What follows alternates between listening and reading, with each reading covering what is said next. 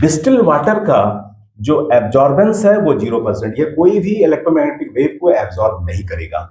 और इसका जो ट्रांसमिटेंस वैल्यू है वो क्या है, 100% है। तो ऑप्टिकल डेंसिटी की वैल्यू कहां से कहां वेरी करती है, 0% से लेकर के 100% के बीच में।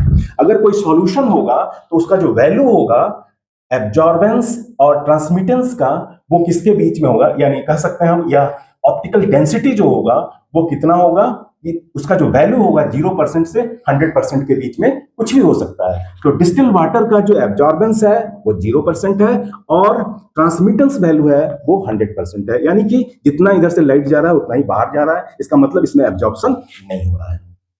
लेकिन अगर इसके अंदर डीएनए को डाल दिया जाए, इस सॉल्यूशन को डाला जाए डीएनए को, और डीएनए को डाला जाए डिस्टिल वाटर के अंदर, तो अभी जो 100% क्रॉस कर रहा था दैट बिकम्स बिलो 100%।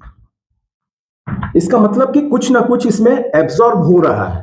तो जो एब्जॉर्ब हो रहा है उसको हम क्या कहते हैं, एब्जॉर्बेंस। तो उसका जो वैल्यू होगा वो 0% से ज्यादा होगा और ट्रांसमिटेंस का जो वैल्यू होगा 100% से कम होगा। यानी ऑप्टिकल डेंसिटी का जो वैल्यू है 0% से 100% के बीच में वैरी करेगा। तो अब आपको यह समझ में आ गया होगा कि optical density is the directly proportional to absorbance.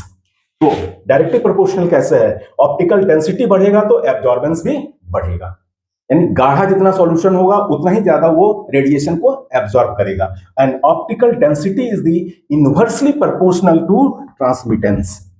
कहने का मतलब कि ऑप्टिकल डेंसिटी अगर कम होगा तो ट्रांसमिटेंस ज्यादा होगा, और ट्रांसमिटेंस अगर ज्यादा है तो ऑप्टिकल डेंसिटी उसका कम होगा।